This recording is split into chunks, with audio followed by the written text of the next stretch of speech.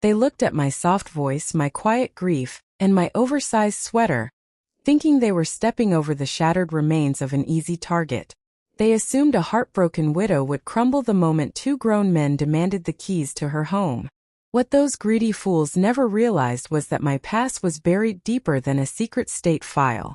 Long before I ever laid my late husband to rest, I spent 2 full decades in the brutal high-stakes world of military special operations as a master tactical instructor for Navy SEAL units. When the night shattered and they forced their way into my sanctuary, expecting tears and immediate surrender, they walked straight into a dark room controlled by a cold, highly trained lethal operator. My name is Sarah Miller.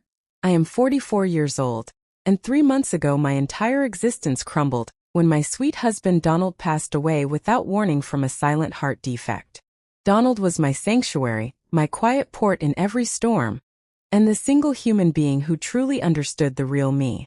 To the rest of the world, including his insufferable relatives, I was merely a soft-spoken, unassuming woman who ran a modest home archival business.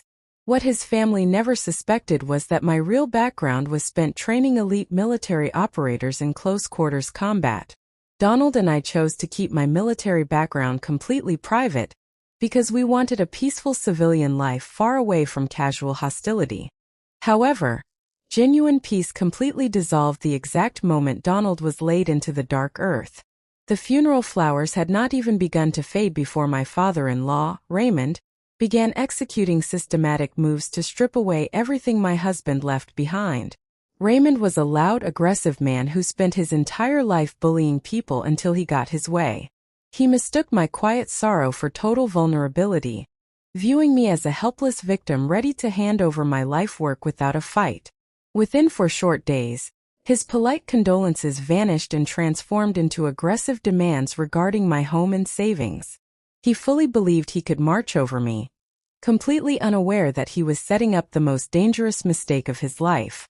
Raymond did not even possess the decency to give me a single week of uninterrupted mourning. On the 4th afternoon, he arrived unannounced on my porch accompanied by his arrogant eldest son, Bradley. Bradley was 38, conceited, and entirely devoid of any actual courage, preferring to hide behind his father's expensive suits and booming voice. They did not visit to comfort me or offer support during my darkest hour. Instead, they strode into my grand foyer like aggressive corporate liquidators inspecting a foreclosed asset, demanding I sign over my property title directly into their personal family trust immediately. The very next morning, I consulted my real estate attorney to double-check my legal standing. He verified that my deed was clean, completely protected under the law, and entirely beyond their reach.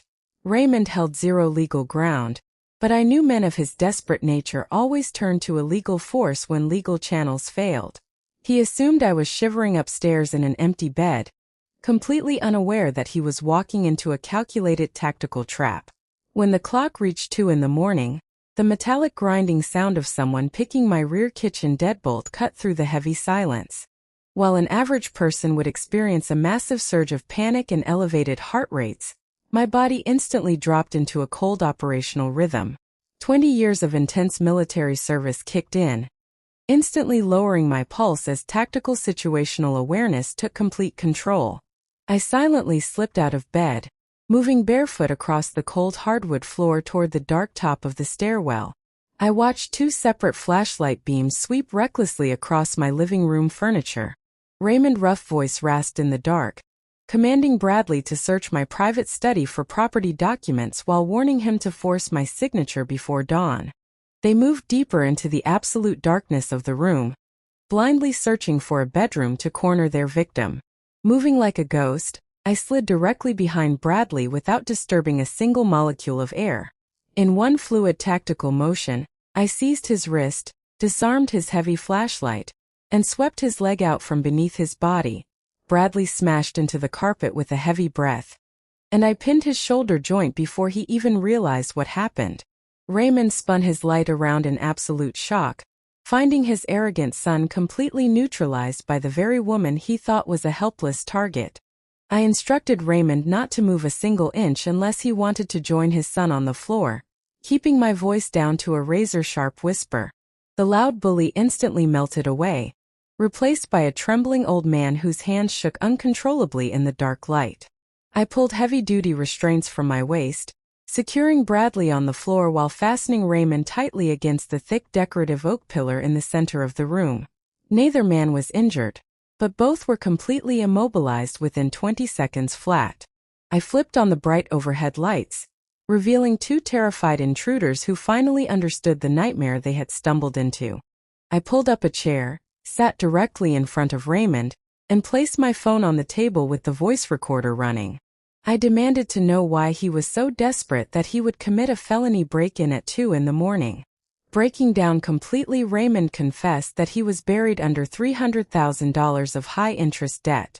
He admitted on tape that he forged Donald's signature on massive fraudulent loans 6 months before his death, and the lenders were threatening to expose him to federal authorities unless he liquidated my property instantly. With clear evidence of breaking and entering, extortion, and massive bank fraud, both Raymond and Bradley faced devastating felony charges. The court ordered complete financial disclosure, forcing them to liquidate their personal investments to cover the fraudulent debts created in my husband's name. They could not bully their way out of a state prison sentence, and for the first time in their lives they faced total accountability. I eventually sold that large home, moving to a quiet coastal cottage where Donald and I always dreamed of spending our golden years.